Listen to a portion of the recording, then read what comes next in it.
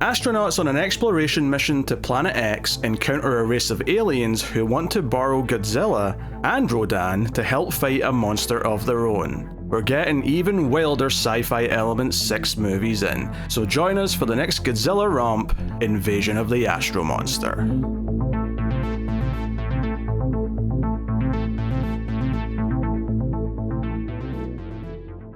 Welcome everyone to the Atomic Cinema Experiment. I am Peter, and joining me as always is David. I come in peace. This is a science fiction movie podcast, and we're back to the Godzilla movies. We're working through the entire original set, and today we have hit Invasion of the Astro Monster, which is the 6th one? I lost track. I don't know. I know, I'm losing track of the numbers now. Look, I get that filmmakers think it's boring, or maybe studios are terrified that big numbers will scare audiences away, but I would really just appreciate Godzilla 6 Astro Monster, Godzilla 7 Ibra Horror of the Deep. You know, I would really prefer that as a naming system. Yeah, hey. I mean, I literally last time we filmed, we were looking at like, okay, what's the next thing we're doing, and I forgot this was a Godzilla movie. Like, yes. I was like, oh yeah, I'm gonna have to do some homework for this one. You're like, no, it's Godzilla. I'm like, oh right, totally. Yeah, well, this is the era as well where a lot of these ones with weird titles did get alternate titles in the US for their original US release. So this was also called Godzilla vs. Monster Zero. Which is why in Godzilla King of the Monsters in 2018, there's a little Easter egg where a certain monster is referred to as Monster Zero as kind of a code name for a bit. I like how you managed to pull back that spoiler at the last second. Nobody could put that one together. I knew where I was. I knew I was safe the entire time. That was a deft hand at work. Thank you very much.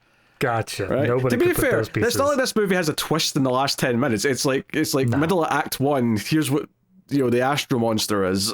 Yeah. So, anywho, we'll start spoiler free, of course, as we always do. We'll give you a warning before we get to spoilers. And if you're enjoying the show on YouTube, hit the like button, helps out a bunch. And you can support everything over at patreon.com/MailFuzzTV and get some bonuses. But I'll tell you more about that at the end of the episode. So yes, we've been from Godzilla's classy beginnings to his first bad sequel, to his crossover with Kong, to, building a larger monster verse these last couple of movies with Mothra, Ghidorah, Rodan, and really kind of settling into kind of what some of these movies can be in this era.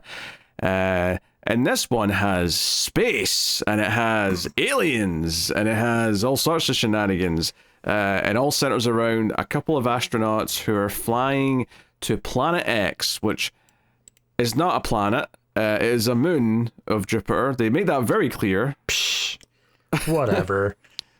Like, I guess sometimes we give things dumb names, but naming a moon Planet X is really stupid from a naming point of view. Yeah. I mean, it sells the mystery of it. That's, I guess, better than Moon X would, because that would imply that it's one of our moons.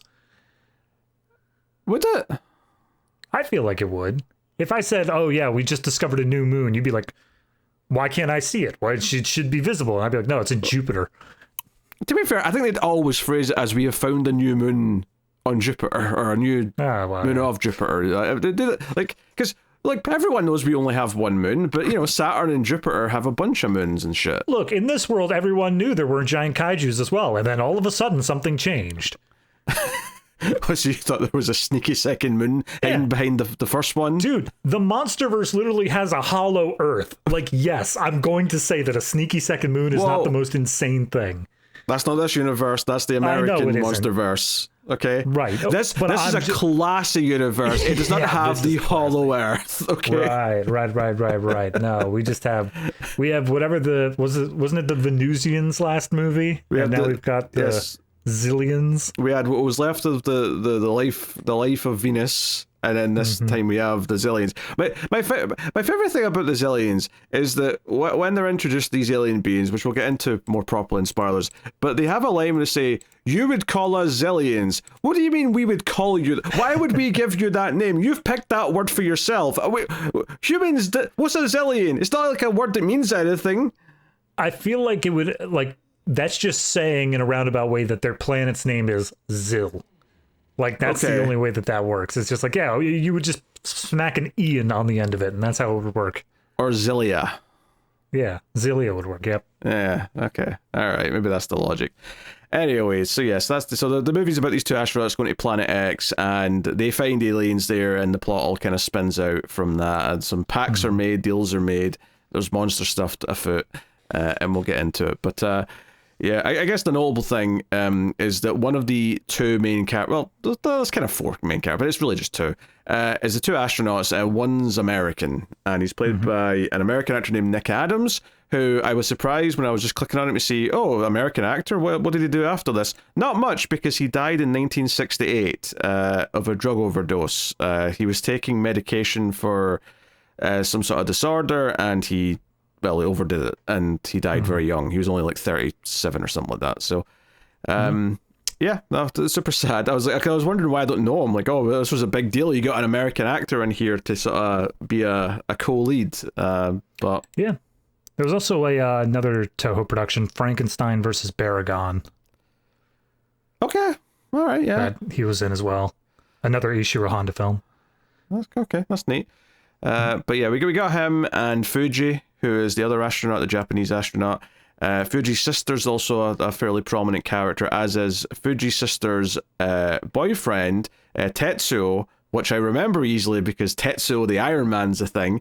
But Tetsuo's an inventor, and he's not considered good enough by Fuji to date and possibly marry his sister, and that's a point of contention throughout the movie. But we'll get into all this stuff properly later.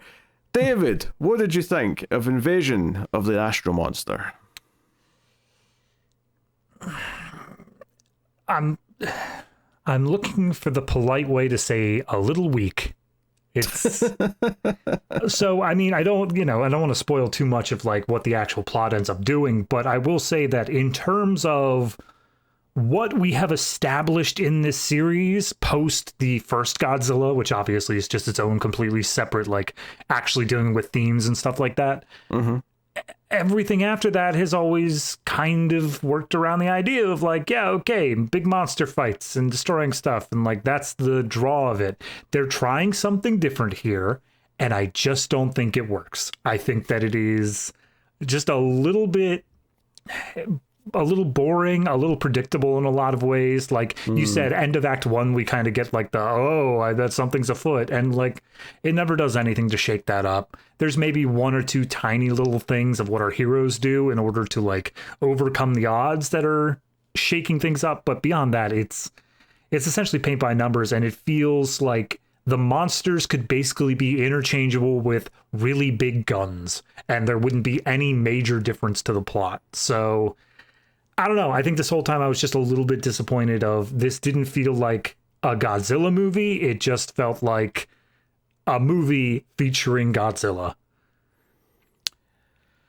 That's fairly fair, I guess. I think I'm a little more forgiving just because I think it's kind of fun in a silly way. And maybe I just kind of appreciate that they are doing some kind of weird alien plot because it shakes things up, and because I think there's going to be some of these where it just kind of does feel like it is going through the motions, whereas here it feels like they're trying something. Now you might not like what they're trying, but they are trying something. And the same way that I liked, and admittedly this was better the last movie, because the last movie, like, all the Venus stuff was building up the lower Ghidorah. It was making Ghidorah feel like a bigger deal, and it was doing all this stuff. And but I like the assassin stuff in the last movie as well. I thought that was like an extra little slice of enjoyment, and I kind of feel like this alien plot is kind of along those lines for me. But yeah, but no, I mean, it's definitely a lesser movie than the last couple, but I do think it's relatively fun. Like I'd still put this above both Raids Again. I mean, easily Raids Again, but also I think King Kong versus Godzilla, I'd put this above as well. I think this is a bit more fun. I don't know. King Kong versus Godzilla at least had the novelty aspect of it. Like, this is that like first big crossover sort of thing. This one, like, again, trying not to spoil anything, but we don't even introduce anybody new here in terms of kaiju. No. It almost feels like a recycled footage sort of situation. Now, I don't have any proof of that, but it feels that way. And there's one shot that's definitely recycled footage. I mean, there may be one or two shots, but most of it isn't. Like, most of it is absolutely new. I mean, for starters, some of it's on a different planet. They had to have new sets and stuff for that. And then most of the final fight is all pretty much new, barring, they're always guilty of reusing shots of, like, military cannons going off or something. They'll cut to the same shot of that like 3 or 4 times, and that's not new though. They've been doing that. We have one shot of a tank rolling by. Let's play it 7 times. But they've been doing that like every movie. That's not news to this one. So yeah. No, I mean, don't get me wrong. Like, I think the characters could be a bit more fun, a bit more likable. I felt like it set some characters up where I felt there was going to be more interplay between them, and it ended up not being as much of that as I thought there was going to be. Yeah. No, it was especially weird of the American astronaut. I'm blanking on his name, Glenn. But it felt like he had a rapport with all the other characters, and yet he didn't really interact with anyone except for the other astronaut. Like, there were just barely like 1 or 2 scenes for every other character. He almost felt, if I didn't know for a fact that this was the original Japanese release, I would feel like he was added in post during an American edit. Like, he just felt that separate at times. Yeah, I mean, I think it's just the idea that the characters are a bit thin, because, the whole thing with, the brother doesn't approve of the inventor, Tetsuo, for his sister. Like, I thought that was going to, obviously not be the focus, but I thought that was going to play into a lot more tension throughout, but, like, Tetsuo actually kind of gets taken off the board for a while, in a way where it kind of, and that also means that the sister's barely a factor as well for a large stretch, because honestly, early on, I thought there was 4 main characters, but then by the end, I'm like, nah, 2 of them kind of just faded into the background for more than half the movie, so it kind of just became a 2-person thing. Yeah. So there's that. There's a couple of fun destruction things at the end. I think mostly for this one, though, either you're amused by the alien plot that they're doing, and you're getting some enjoyment out of that, and kind of the absurd plan they have, or you're not, and you're probably a little bit bored, if that's the case. So I feel like I'm closer to the latter. So that's completely fair. I think it's fair to say that it's probably more enjoyable in a, like, kind of cheesy. I mean, I'm hesitant to say so bad it's good, because I don't think it's necessarily it's not in that kind of realm, but it's kind of in that, it's very cheesy and you can enjoy it on that level if you like it. Yeah, I mean, this is the movie. Like, there's been several gifts that I've been waiting for of Showa Godzilla. There's definitely one in this. There is definitely one in this, and it is possibly one of the more cheesier gifts. So we've hit that point. We'd already hit this point of like, yep, this is when Godzilla's just a cartoon character now. We may as well just run with it. Yes. Of course, we're referring here to the leaping up and down and celebration gif doing of like Godzilla. The arm pose, like, hey. And to be honest, it does come out of nowhere. Like, there's like no reason why it really happens when it does. I guess outside of one thing, but like, I don't know. We'll get into it in the spoilers. As far as anything else goes, it's. I mean, obviously the aliens' outfits are kind of cheesy. Their sets are kind of cheesy, right? They feel very old school in that sense. Godzilla and Rodan look about the same as did the last movie. I feel like I was noticing strings to pick up Rodan a bit more often, but I don't know if that was just me noticing it more, or if it was actually more visible this time. No, during the final fight, especially, there's Rodan and then Ghidorah's heads. It's so just like, that's just the wires. They're very thick. They're very visible. Yeah, I don't know. Maybe they need heavier jitter wires on this one. I don't know. That's what's happened. But maybe I honestly think that this one, because again, we pointed out last time the turnaround time on these movies was incredibly short, all things considered. This was 65. The last Ghidorah movie was 64, and then the one before that, Mothra, was also 64. Yes. I think that this was just the same thing that the MCU comes up against, of just crunch time and dwindling funds. Yeah. Relatively speaking, they probably got this out quite quickly. Mm-hmm. So, yeah, I mean, honestly, I think we're just a bit ready to get into the spoilers and start talking, because I don't know how much more sort of broad things there is to say, because fundamentally, there's no new monster to really talk about. Yeah, there's the aliens to talk about, but it's mostly plot stuff because it's mostly like their plans and like, you know, their deceptions and so on. I was gonna say they don't. It's when we talk about the monsters, we can talk about like their designs and all that sort of stuff. But the aliens are just humanoid in a weird suit, wearing some weird sunglasses. Like that's all they got. Yep. So, I think without further ado, then, if you're concerned about this, be warned. Spoilers for Invasion of the Astro Monster has commenced. And also, Invasion of the Astro Monster is actually a weird title once you've seen the movie because, like, it doesn't fit the plot at all.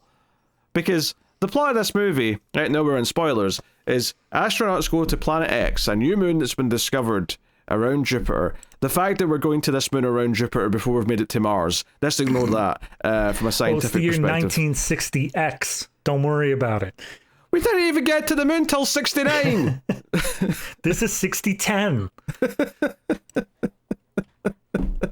They could have said 8X just to make it a couple of decades away at least. No, because then they'd have to make up other technologies that existed. I suppose. Oh god, they'd have to. What did the 80s have? Like camcorders, I guess. I don't know. Who's new? Everyone in this movie would be wearing windbreakers and neon colors. Lots of Nike and Reebok. Yeah, very good. Yep. So they fly to Planet X, and immediately, like a voice starts speaking to them. Like a little elevator pops up out of the ground. And it's like, "Aha! We are Zillions. That's what you would call us anyway. Come down. We've already got your ship. It's perfectly safe. Come down and talk to us. Blah blah blah." But anyway, we'll get into all the specifics. But the plot of this movie is that aliens ask for Godzilla and Rodan because, shock reveal, they're suffering from the fact that Ghidorah is terrorizing Planet X, even though the surface is completely desolate, so I'm not even sure what bad things Ghidorah would be doing. But it turns out later that they're actually using electromagnetic waves to control Ghidorah, and once they have Godzilla and Rodan, they're going to control them too. So the plot of the movie is actually about the aliens coming back to take over Earth and saying, if you don't surrender and all submit to us, we will destroy Earth with these three monsters. So there's no invasion of an Astro Monster. It's that doesn't describe anything that happens in this. No. If you want to put into the terms of like what is the Astro Monster, I think the answer is Ghidorah. But yes, it like as soon as you look at the plot, it's like no, the Astro aspect of this are the aliens. Ghidorah is just around. Like, and it's not even a thing where, you know, sometimes in these movies there seems to be a little bit of selective amnesia as to oh, maybe this movie happened, maybe it didn't. Some characters remember, some characters don't. As soon as they see Ghidorah, they're like, oh, that's Ghidorah, and he had a fight with Godzilla and Rodan not too long ago, and like everyone knows this is common knowledge. So it's not even like this is an Astro Monster of like, oh, well, it came from this planet, it came from Venus or wherever. No, it didn't, we discussed this last time. It didn't come from Venus, right? Yeah, it just came from somewhere. I guess, random other, because that's the other thing. The Zillions are like, yeah, we control it, but like we don't confirm that we made it. Like it's just elsewhere. No, they never even implied they made it. I don't know why this is such a... You accept the xenomorph and alien. We don't know that beast's origins. Same with Ghidorah. We watched Prometheus. I'm pretty sure we do. No, we don't. No, we don't. But the point is, though, is that he is an Astro Monster, and he's definitely Monster Zero. They call him that in the movie, right? Which was the other title. Yeah. So, you know, he clearly is the Astro Monster. English title works so much better than the Japanese title. There's like, maybe it's a transliteration thing. Maybe it's like not as clear. In fact, you know what? I'm looking at it here. Literally translated, the Japanese title is The Great War of the Monsters.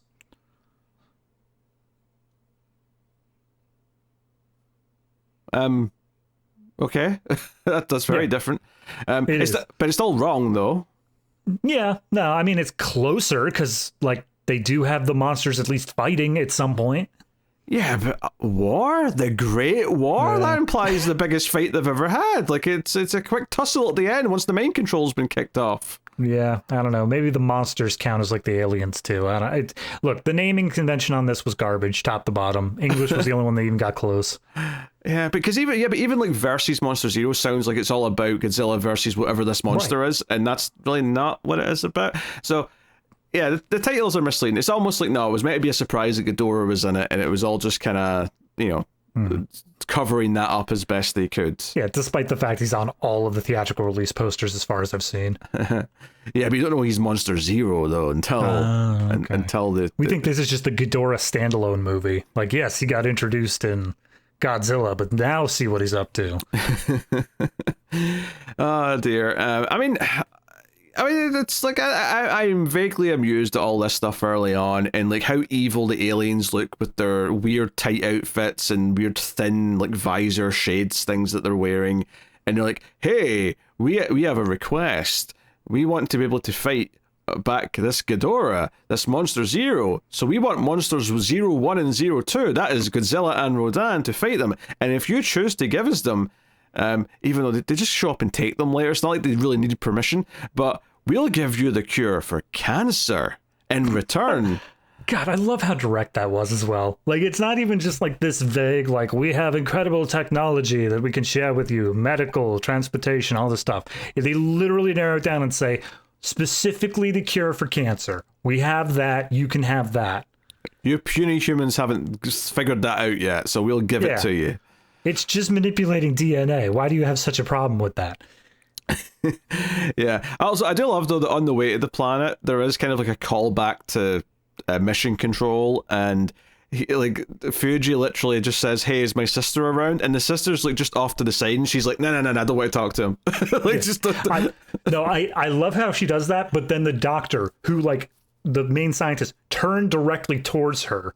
So, like, it's obvious from the video call that, like, he would be turning to say something to her. The moment she does this, he has to be like, I don't know. I don't see her anywhere. It could be anywhere. And then when, like, we follow the doctor, Sakurai, sorry. And Sakurai, like, comes over to speak. She's like, "Hey, why don't you want to speak to your brother?" She's like, he's just going to complain about my boyfriend. I don't want to hear it. And I'm like, he's in like, no one's like, everyone's treating this like a vacation that he's definitely coming back from. Like, is ever going into space, especially in the 1960s, isn't like still like life or death like every time. To a planet that the whole reason they're going there is because, like, they discovered that it, like, was warping some other planets. Whatever. Like, this is completely unmapped. It's not even like they could see it. Like, they only got it from gravitational stuff. Yeah, it was kind of like it was hidden behind like another moon or something, and like, but now that they've discovered it because it was sort of went in front of another moon so they could see it finally. It's got like almost like radio waves coming off of it, and that's why they're so desperate to check it out. And it's like, yeah. And also the way that they come and go to this planet as if it's like taking like a week to travel there is really funny as well. My favorite bit was God, I can't even remember what it was. The lead-in was the boyfriend saying something like, "Oh yeah, your brother said that if I sold my invention, which we'll get to, he'd stand on his head." And then they cut to the astronauts inverted, like upside down. Yeah. And they're like, "Does something feel weird to you?" And after like a good 10 seconds, Nick just is like, "Oh, I've been flying upside down, my bad." And I'm like, these are the people we're entrusting space travel to, and they were just accidentally flying upside down for however far. Okay, we're all gonna die. Well, in space, upside down is kind of like it's not real. No, I mean, it's all relative. Absolutely, it should be fine. But like, just the fact that he was just like, "Whoops, I inverted 180 degrees, my bad." But how would they even notice though? Because they're in space. There's the galactic plane, the solar system disk. You just go relative to that. Okay. All right. You said Nick, and I'm like, who's Nick? And I'm like, oh, I said the actor's name. Fair enough. Yeah. Okay. I couldn't remember his actual name. Glenn. He's clearly named after. I know it was Glenn, but I saw there was an F in front of it, and I was trying to remember what the F was. Yeah, but he's clearly named after the actual astronaut named Glenn, right? Yeah, you're right. He must be. Especially since this time period, because this is still the 60s. Oh, yeah. This would have been right after, more or less, actually. All that stuff was going down. Mm-hmm. So they're treating this really weird, and like, oh, it only takes a week to get there. And I'm thinking, and not that any of these movies are going to be 100% accurate, but I'm thinking, in The Martian, it was like a year or something to get to and from Mars. And this is Jupiter, the next planet that's even further away in the solar system. I'm just looking it up here. How long to fly to Jupiter? 5 to 6 years using modern spacecraft. So God only knows back then.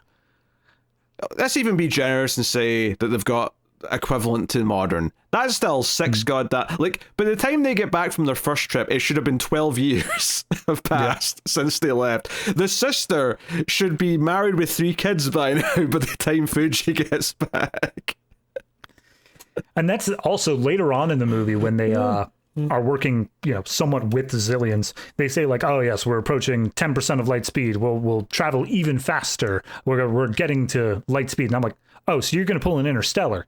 Like, we're going to get that clip where everyone's aged 50 years because of the whole relativity thing. No one writing this script even considered any of that. I'll tell you that right now. I know. So that's the thing going on throughout. But yeah, so they basically they don't even necessarily agree. They'll say, okay, we'll go back and reiterate, your message to Earth, and we'll, hopefully, we'll get a good response. We'll find out what they say. And it's like, yes, your ship's prepared for you. Off you go. So they fly back to Earth, and we have like a meeting of... I feel like it's implied to be the UN, but it also looks very much just like Japanese councils, because there's like, oh, I represent the housewives. Yes, it's all just Japanese people except Glenn. He's like the one representation from the rest of the world. But they're talking about, it's like, a cure for cancer. I mean, that would go down nice, I think. Yeah, I mean, would we like that? Yeah.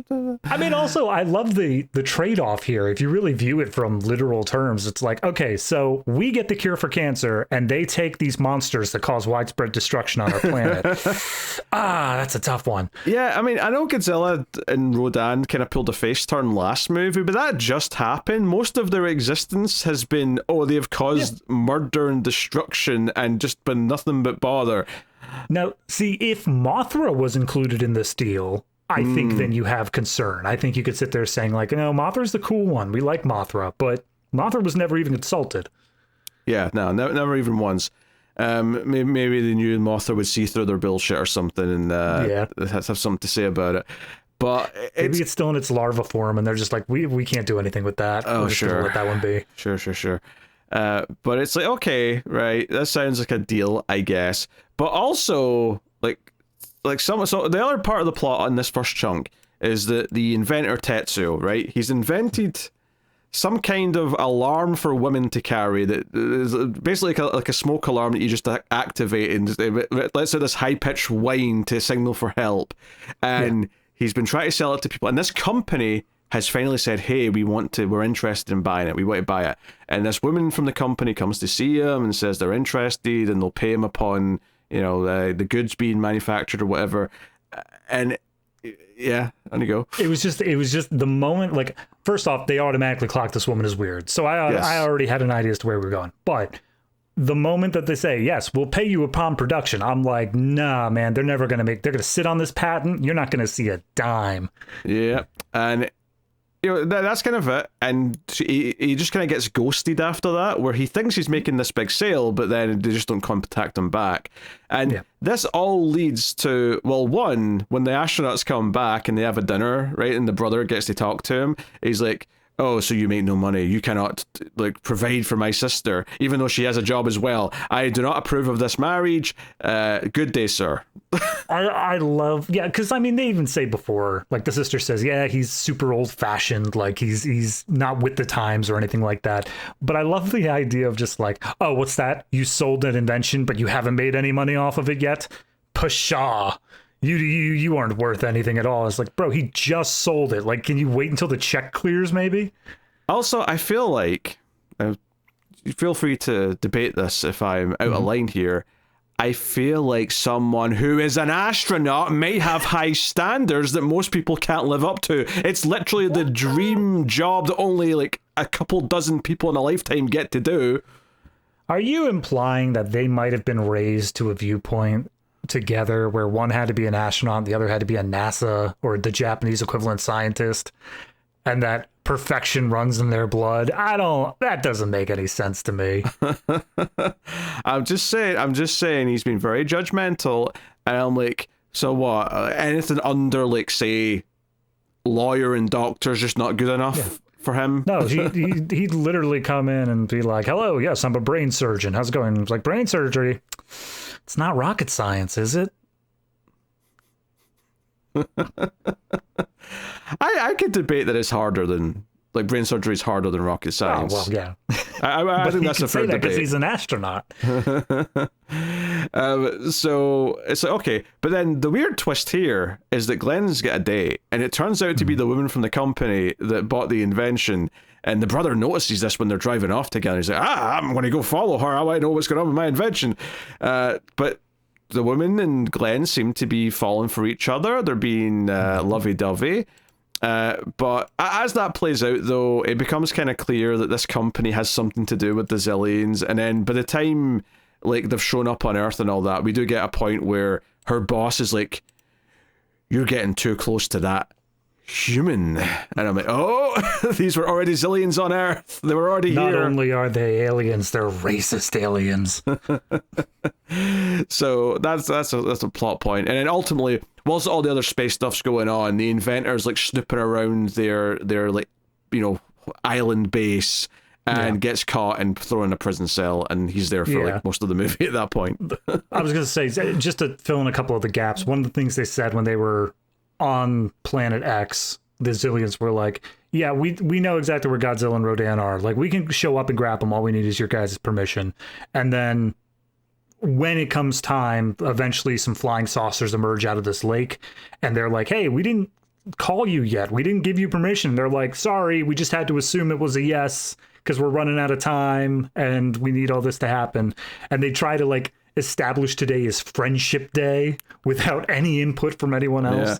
I mean, I will give a little bit of credit here that the astronaut characters, even before this happens, are already like, do we really trust them? Yeah, like, well, that was the American. When he went on his date, he's like, hey, I was with her, and I swear to God, I saw the guy that we saw on Planet X. Like, he looked identical, and he said something about, like, the plan is in place. I think we need to be suspicious. Yeah, and then this happens, so they're doubly suspicious. And the whole thing is like, when we take back Godzilla and Rodan, we want you two to come back with us as, you know, guests of the state. Also bring Sakurai as well. So the three of them go with them in their ship, and that's where they're doing the whole 110 to light speed and all that, and they're going back. And when they wake up, well, they even wake up, they just sort of like bring Godzilla up out the lake. And he's kind of sleeping with his tail, like sort of like he's hugging his tail. They're in hibernation, yeah. And Rodan's asleep in the mountain. They bring them both up, and they just sort of fly them off to Planet X.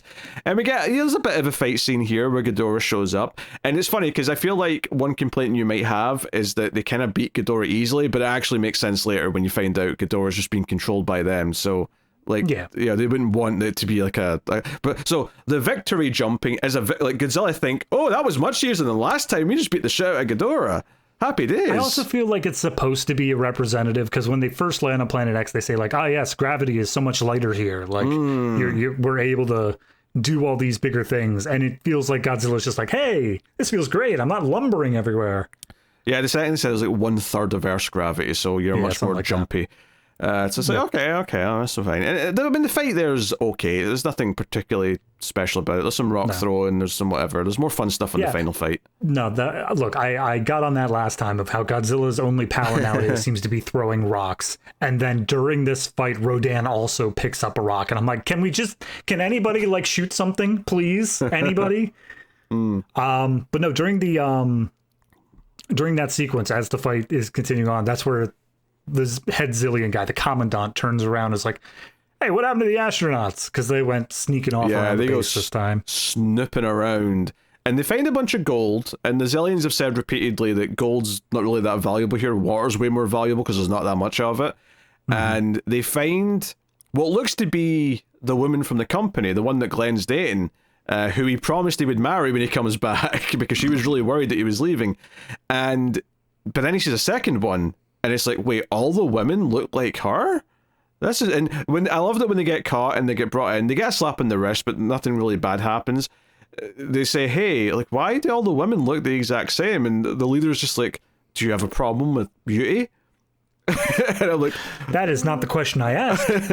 but you think only this exact face is beautiful and everyone else is like, like if this was, that's more or less what he says. He's like, beauty is drawn from the small differences that we all have. Yeah, I love that in a modern movie this could almost be like a satire thing of like women all trying to get the same type of like treatment to their face to all end up looking kind of similar, because one thing is considered the pinnacle of sexy. This could be a satire of that, of literally everyone looking the exact same. But that's not what this is here. It's just like, hey, that proves that she's one of them and they're weird because they're aliens. Yeah, no, honestly, it's back in the 60s. There was a little bit of a different like style back then, but it just feels like those modern movies where it's like, oh man, look at that girl, she's so unattractive. Meanwhile, every single person in the movie looks like Hollywood beautiful, no matter what. It's like, when was the last time Hollywood cast anyone who was actually unattractive without it being drawn attention to the fact that they're unattractive? Every time Clint Howard gets a role in anything. All right, fair enough. Well, they probably draw attention to it in some of those, so not all of them, but you know what I mean. That's sheer nepotism, though. Oh, okay. Well, is it nepotism if it's your brother? Maybe it's not. Yeah. I feel like maybe it's like how like patricide is a slightly different term for like, specifically a father. Yeah, matricide, patricide, yeah. Maybe there's slightly different thing for what nepotism technically because I'm thinking nepo might specifically mean like your children, your descendants. So I'm wondering if there's a slightly different word for siblings or... According to Google, nepotism is just the unfair privilege of granting to family members in general. Right, fair enough. I thought it might be like septitism or something. Nope. Clint Howard is a nepo bro. A nepo bro. Yeah, just like half the Belushis, like half the Baldwins. Yep. These various examples. The Culkins, I would argue most of the Baldwins, but yeah. Yeah. The Culkins are an interesting batch, actually, because the first one to be famous is the one that kind of stepped back from acting after, his youth, and then the brothers are all doing the prestige stuff now. Yeah, I was going to say, I'd argue that Kieran has earned it now. Whether he started as a nepo, he's earned it now. And then I forget the third one. So. Well, Kieran was the one who wet the bed in the first Home Alone. Like... So he was there. He was there at day one. Anyway, so yeah, it's like, okay, here's a box. Inside this box is a reel of tape that you can audio instructions of how to do the cure of cancer. So here's that with you. We duplicated your original ship. Fly on back to Earth. So they fly back to Earth. Right. I love they duplicated the original ship. My first thought was, sir, there are 3 of us now, and that thing's a 2-seater. But I guess they thought of that. Oh, it'd be so funny if they cut to the inside and the professor was like sitting on one of their laps. Yeah, just turned sideways, holding on tight. But they fly back. We go back to this, UN style room at the embassy or the Capitol building, whatever it is. And like, okay, everyone gather around. We got back with this tape. We didn't have a tape player on the ship, of course, so we couldn't listen to it, unfortunately. So now we're just going to do it for everyone to listen to at the same time. We're going to hook it up. It's silent for like a good 30 seconds, and they're like, wait, is it the wrong format? Is this some weird alien audio recording system, or what's going on here? What the hell is a Blu-ray? But eventually it chimes in, and would you believe it, instead of a cure for cancer, Earthlings, you're now our colony. If you do not agree to be under our rule, then we will destroy you with... Well, we don't actually say what with yet. That comes a little bit later. But they just say we'll destroy everything. The implication is we've got all your monsters. Suck it. Yeah, you've got nothing to defend yourself. And I think the sad part is, as much as I have fun with this movie because I think it's schlocky and silly and I like the alien weirdness of it, there is actually a really good Godzilla plot kind of like that could come out of this, where the humans are like, yeah, take Godzilla. We'll be glad not to have him. And then a threat shows up and everyone's like, shit, we need Godzilla. We didn't know what we had until he was gone. We need Godzilla to protect us. No, I think that there is a really great examination. If you go back to the idea of Godzilla representing nuclear weapons, and you say the idea of like, this represents disarmament. This represents this idea of like the nukes being taken away. But then or better yet, the idea of like how the Americans kind of took the lead of like disarming the world while still keeping all the nukes for themselves, sort of thing. like running with that idea, saying that the Zillions represent the Americans and are just like, hey, don't worry, we're going to take those nukes off your hands so they can't hurt nobody. And then it's just a superpower with more nukes. And what are they going to do with that? There's a great theming in there that this movie has zero interest in.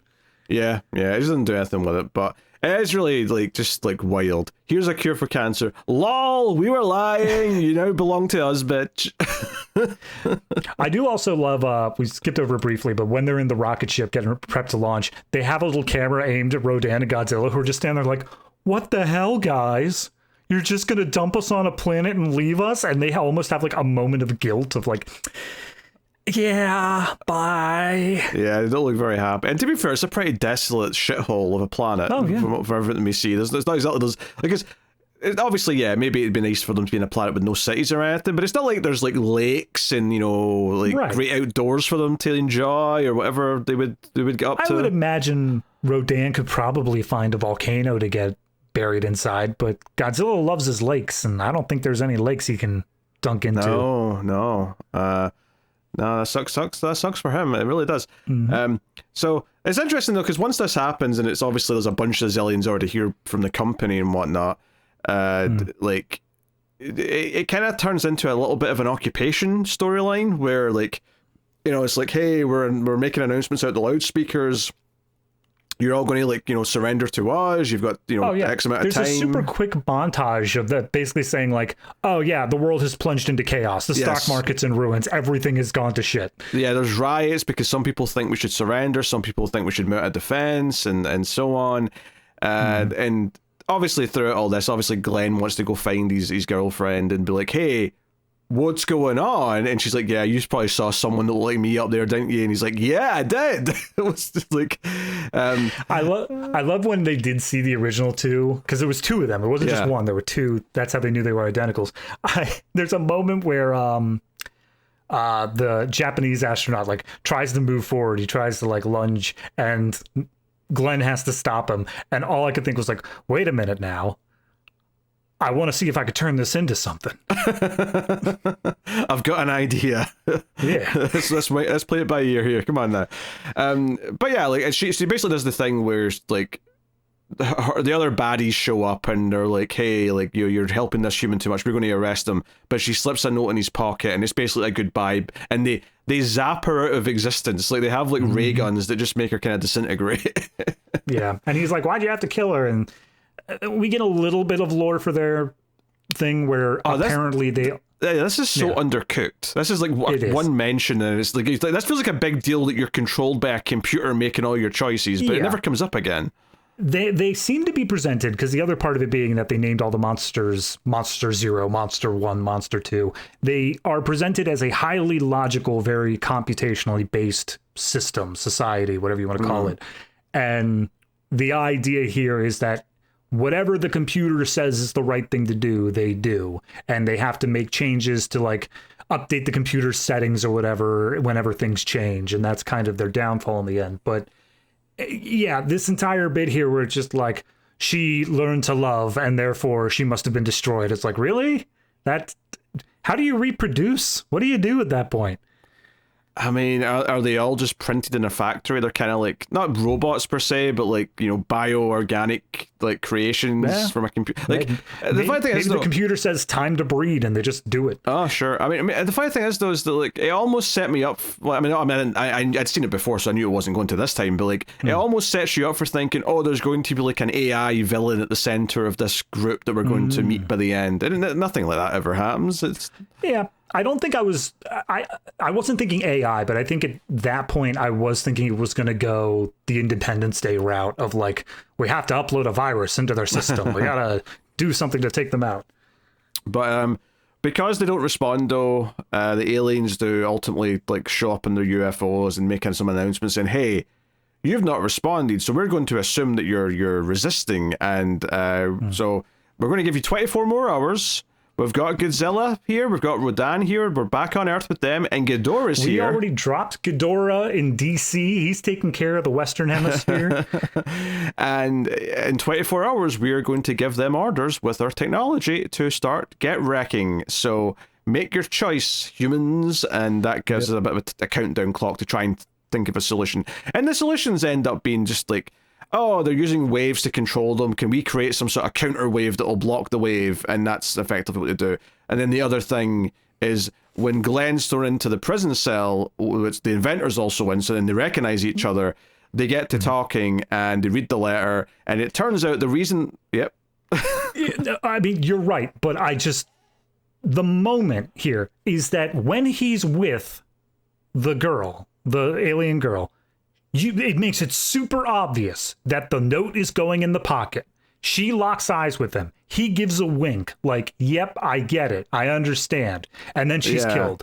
And at no point, because there's a time skip where like they're trying to figure a way out of their jail cell. At no point does he think to look at the note. It's only that Tetsuo sees it dropped on the ground that he's like, oh, hey, what's that? Look, people who are hired to be astronauts aren't the brightest in the world, okay? No, absolutely. We have to rely on the inventors. We have to rely on oil drillers to bring some smarts to the astronaut profession, okay? Absolutely. Ben Affleck and Steve Buscemi. And Owen Wilson, of all people. Yeah. But they read the letter, and one of the clues in the cell is that the bars aren't metal, they're made out of something else that makes no noise, and that's kind of your hint. The reason why this company that's actually the aliens wanted to buy his patent and make sure that these things don't get designed is because this noise is like excruciating. It's like their kryptonite. It like makes them maybe not kills them outright, but like they're on the ground holding their head in pain, and they're completely debilitated by it. It's the symbiote from Spider-Man 3. Like, it's just got a sonar weakness. All the sound problems. Yeah, well, I have to assume, though, that the idea that they use material that doesn't create noise implies that they are sensitive to sound in general. It's just this high-pitched one is, like, excruciating versus, like, some little... Because it feels like they design stuff around the idea of not having any extra echo or sound that they don't need to have. Like, everything's about, try to hamper it down as much as possible. I mean, I would agree... But I think for that to stick, I would have wanted a sequence where, like, one of the astronauts starts yelling or something. Or, like, when they land, the crowd is cheering and you just see, like, a little bit of, or, like, please, everyone be quiet. I'm not saying it's well thought out or consistent throughout. I'm just saying that based on what they said about the metal or the not metal bars, I think that's what they were going for, and it just isn't that fleshed out. No, that's fair. With the metal bars, I thought it was just a thing of metal bars are one of those things where if you clang it, it does make a really like high-pitched clang noise. So maybe that's all it was. Yeah. Maybe specific types of frequencies in metals, yes, just more likely to make that type of sound, so they don't want it. Than like a human voice would. Yeah. Do I get the guy from Police Academy? I'm sure he can fight them. Michael Winslow? Just on his own. Just be like... I'd love to see that's like the equivalent of a Scary Movie parody where it's like they're weak to sound, and then Michael Winslow just steps up being like, I'm ready. He walks in slow motion wearing a trench coat against the sunset, like the hero we need.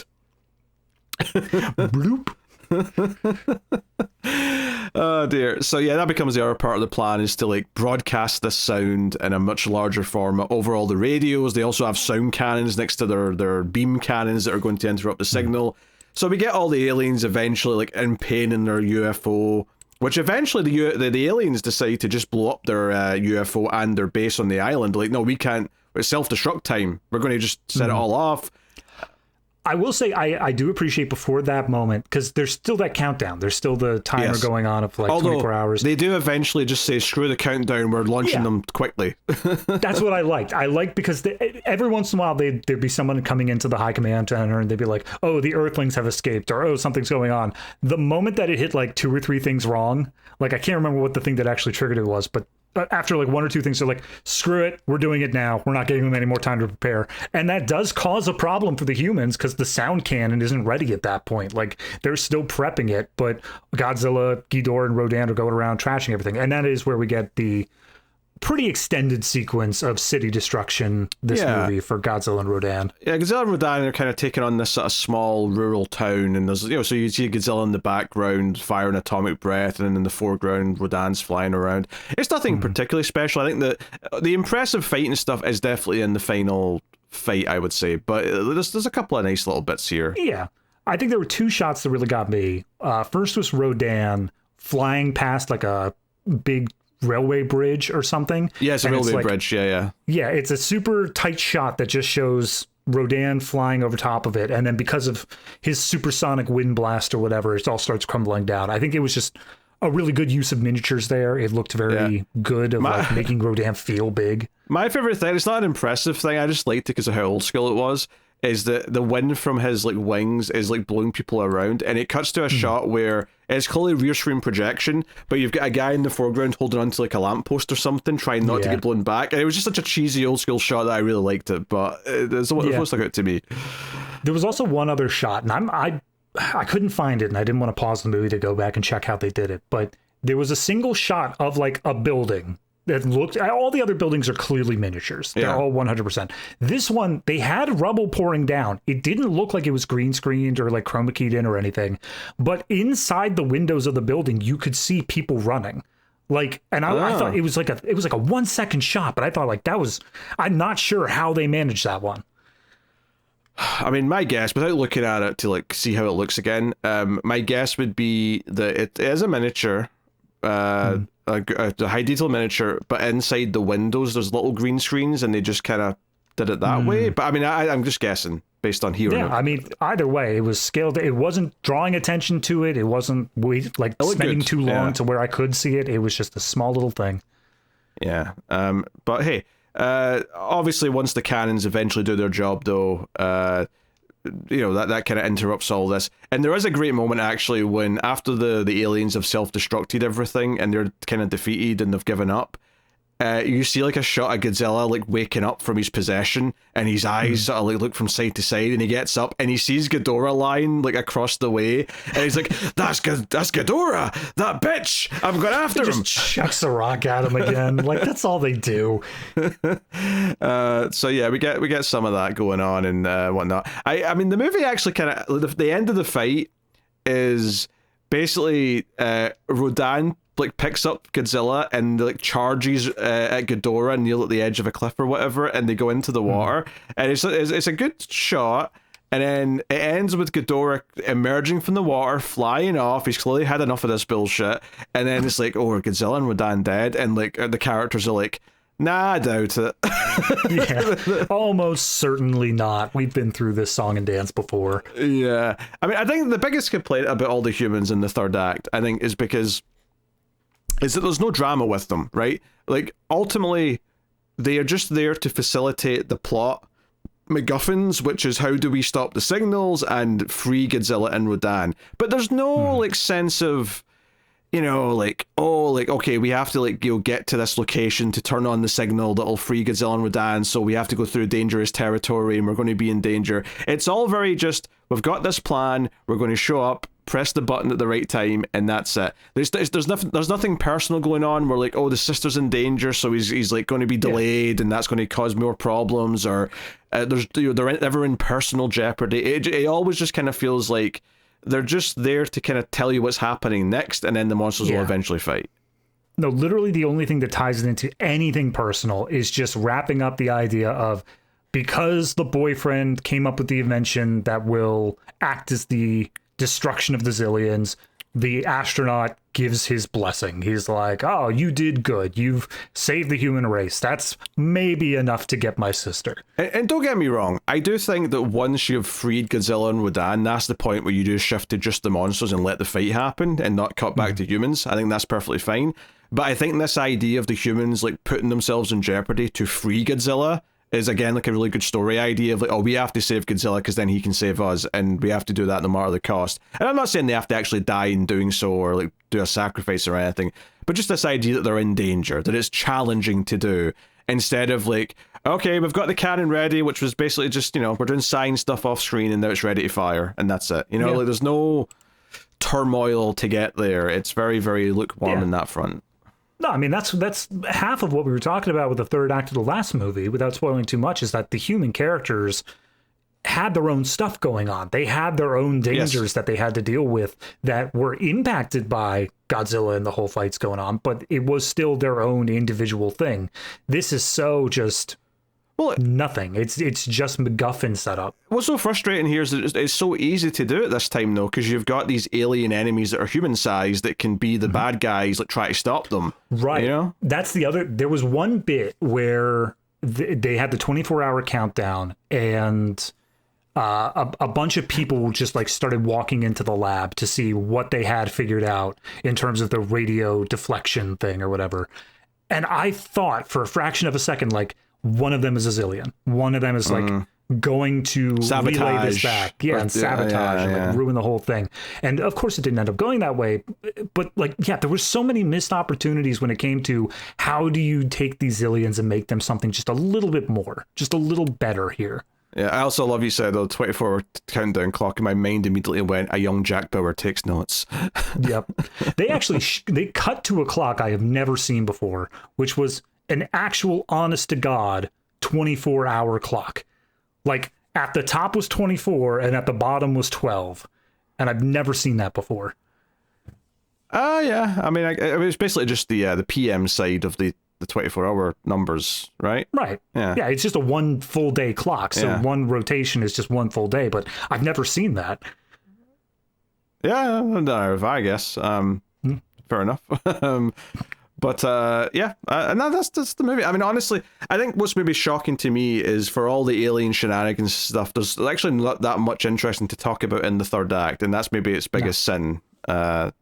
Than anything. Yeah. No, I you said that, like, maybe all the biggest stuff comes during the fight. I'd argue, I think the city destruction stuff was more entertaining than the fight itself. I think the fight felt very rushed and limp, all things considered. I think I liked the fight more because there was more...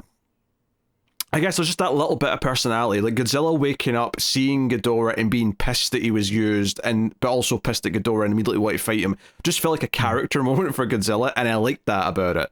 It's not so much that because the fighting was, anything particularly special versus the last movie or like something super wild, right? There's a couple of fun bits. I'll agree it's a character moment.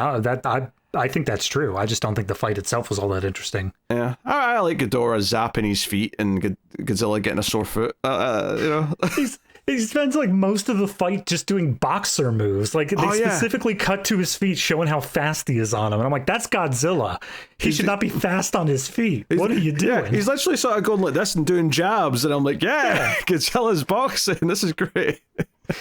Oh God. No, I never won that in a serious Godzilla movie, but we're not in serious Godzilla movie mode anymore. We have transitioned into silly monster fights, and that's okay. We can settle in here and get used to this. But yeah. So I don't think this is a bad movie per se. Well, or at least I think it's kind of a cheesy, fun movie, and it's obviously there's a lot of missed potential that could make it a good science fiction movie or a good Godzilla movie. And as it is, it's kind of a fun, like, oh, look at how wild these get. But I tell you this right now, David, when we get to Son of Godzilla, you're going to be begging for Invasion of the Astro Monster. Look. Anytime that a franchise, any franchise, introduces a new kid character, we're in trouble. I understand. That's not even the biggest problem with that movie.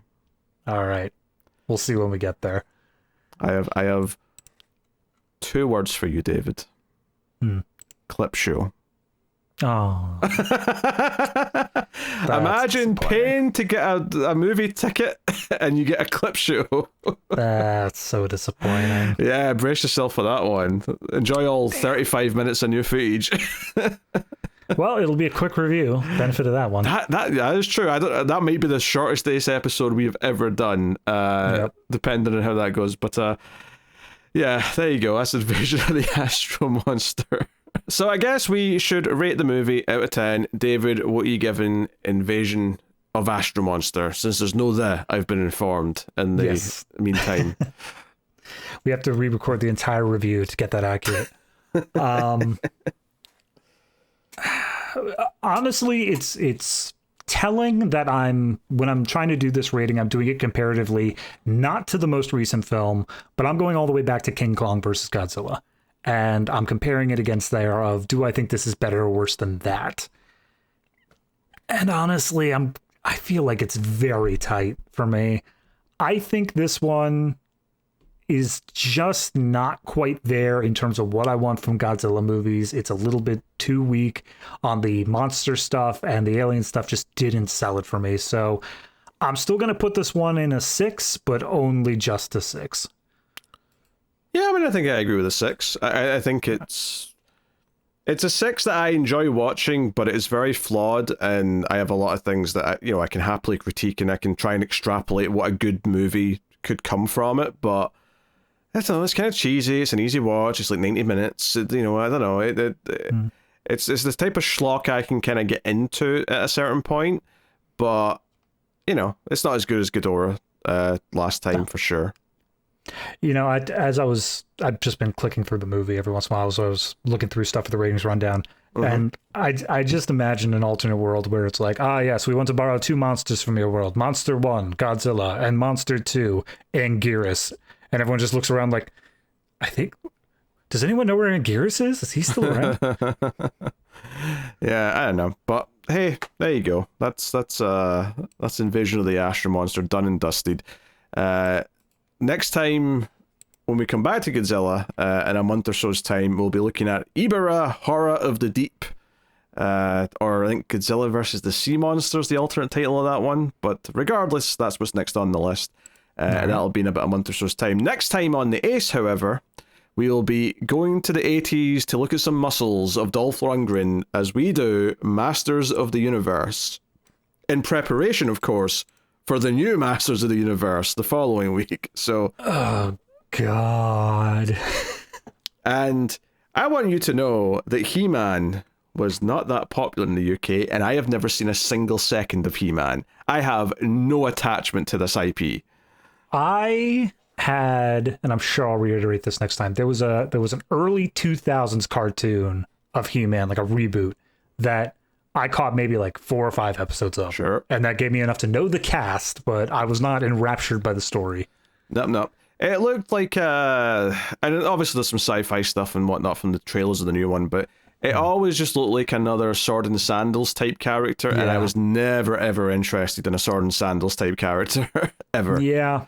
It strikes me, we on Ace, we've had a little bit of a run recently with a couple movies of it faking us out, of it being a sci-fi movie, but then going to a, like, not a fantasy, but like it just ditches the sci-fi elements. The examples you're bringing up, well, at least one of them anyway, it was still sci-fi. It just ditched the original sci-fi concept for a very different sci-fi concept for the rest of it. True.